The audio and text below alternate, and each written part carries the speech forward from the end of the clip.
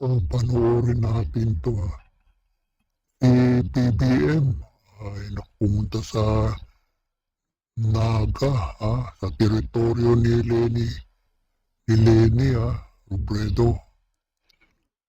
Nag-inspect siya, naging engineer na siya ngayon, O, panoorin natin.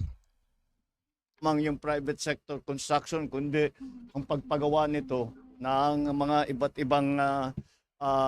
ibang yung linipat ang dinaanan ng tubig, kaya naging mas grabe. Isa pang bagay, Sama niya, sama. TV. Ha? TV. TV? Oh, siya, TV, I will finish this, okay? Wait me. Yung anak ko, yung computer na TV daw niya. yung nagsiltation talaga ng husto. Kaya kung titignan ninyo, napakababaw na nitong ilog na ito. And with ang sinasabi nga ni Mayor Lenny is that many of the places na dati naman ay hindi binabaha, and dyan na rin yung effect ng climate change. Kaya this is what Anak ng patino. Inisip na naman yung climate change. Iba talagang isip nitong bangag nito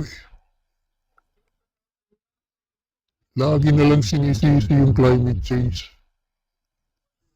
Anak ng toko talaga, climate change. Naman, kawawa naman yung climate change. Sinisi na naman ni bangag. Bangag talaga. what we are trying to remedy. Malaking trabaho ito. It will take time, but marami na tayo mga intervention na pwedeng gawin, such as the pools. Tingnan niyo si Lenia. Nag-iisip, ano kaya itong pinagsasabi itong bulol-bulol pa. Hindi maintindihan, Anak ng toko. Naging engineer na ngayon, Anak ng kupal talaga. Bulol-bulol pa. Hindi, kahit ako, di ko maintindihan. Sige, tuloy natin.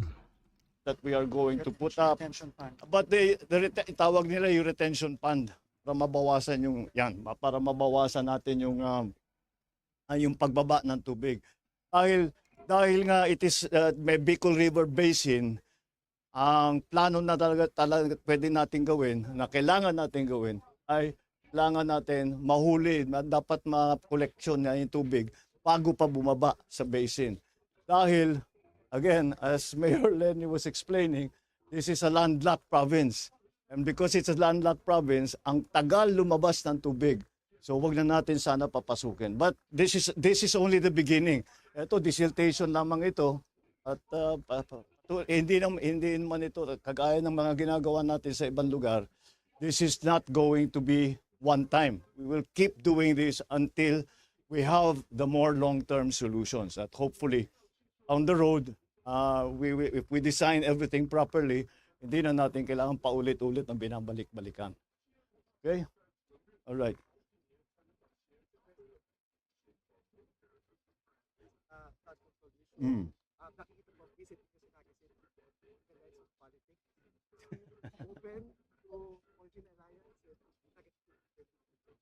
Alam mo, hindi namin pinag-uusapan yun. Alam mo, I think the mayor will agree with me na serbisyo muna bago politika. Utot mo, serbisyo muna bago politika, pinagluloko nyo kami. Kupal ka talaga, bangag ka talaga. Serbisyo muna bago politika. Anak ka ng kupal, lulukuhin nyo pa kami. Serbisyo muna bago politika. Kaya nga pumunta ka riyan Siyempre, ano ba gagawin mo riyan? Kunwari lang yung ano na yan. Kontrabaha sa Naga City. Kupal ka. The most political thing that we did today, I wore my pink socks. Naku Pink sock Corny mo naman, bangag. Corny ka. Kawawa naman yung ginawa mong medyas yung pink na yan. Ando sa pinakababa.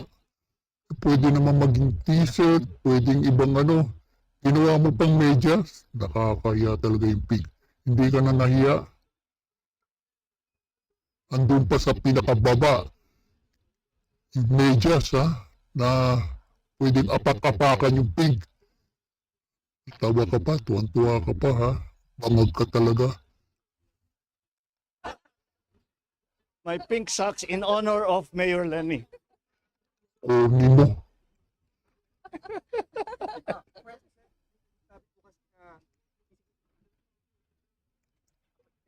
No, we have been planning this for a few months already. Because talagang naging critical ito eh. Especially with the storms that came in. Then I already instructed Sec Vince and Sec Ping to look at the situation. Napansin yung mukha nito, no? Si Bangag, mukhang ano na, malapit na maging butot balat na, oh. Payat na. Medyo baka malapit-lapit na. Payat na, oh. Kapis na yung mukha niya, eh. Situation here. Because, you know, of course, we know that Bicol is always the pathway of the storms.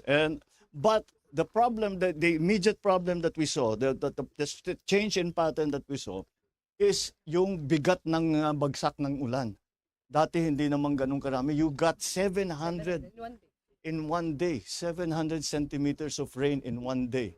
Ano yung katumbas ng 6 na buwan yun? Pas po siya sa Ondoy and Yolanda. Yeah, that's very significant, and that's why it became critical. So we did not discuss. Serbisyo muna bago politika. Marami pang kailangan gawin. Serbisyo muna bago politika. Utot mo. Pa kaming kailangan gawin. So we will get to that. Aabot din tayo doon.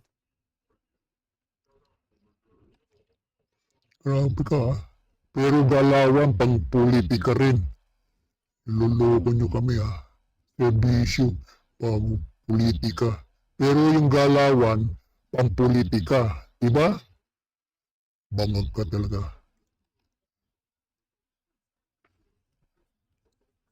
Again, politics. Nothing really. That's her choice.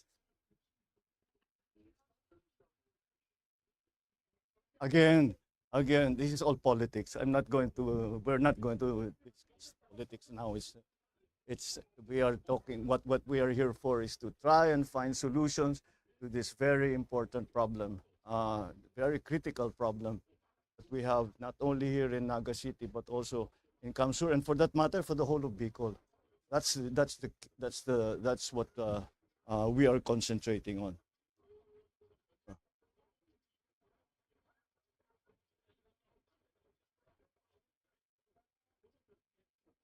We don't change. Whatever kung sinong, it's not only here, kung sino ang nangangailangan ng tulong, the national government is here to help. So as you know, I came from local government, kaya I have great sympathy for the situations of local government, the different constituencies, the cities, the provinces, the towns, the municipalities. Kaya whoever comes to us for help, we will do what we can to help. There is not an increase, there is not a decrease, it's not political, it's only because it depends on the need. And that's why we are here today. All right? Thank you. Well, I'm sure we will inspect it when it's further, when the project is further along. We'll bring you back here, especially Maharlika Highway, because in fact, many of the problems were identified because of our inspection of the Maharlika Highway rehabilitation and repair. Doon nakita, marami talagang nakita. Dinapitan tayo ng national government, ng mga local, at sinabi, pagka natignan na ninyo yung Maharlika, doon na tayo, tignan naman ninyo yung baha. That's what happened. Okay, maraming salamat. Thank you. Oh, Serbisyo muna bago politika. Pero galawang pampolitika. Anak ka ng kupal ka talaga. Bangag ka talaga. Yung ano, may nakasuhan na ba? Paalala ko ulit ha. Yung tungkol sa flood control ha. Mukhang tahimik na naman yung flood control ha. Nakasuhan na ba yung pinsan mo na si Tambaloslos? Pati si Sandro Marcos na bilyong-bilyong allocable.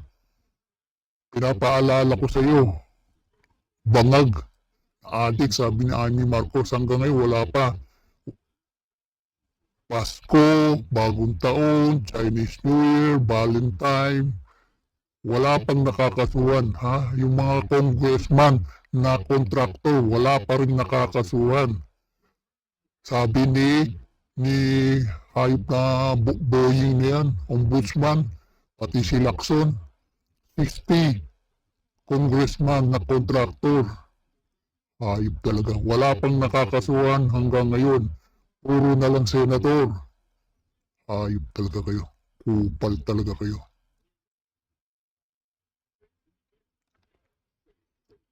Baboy.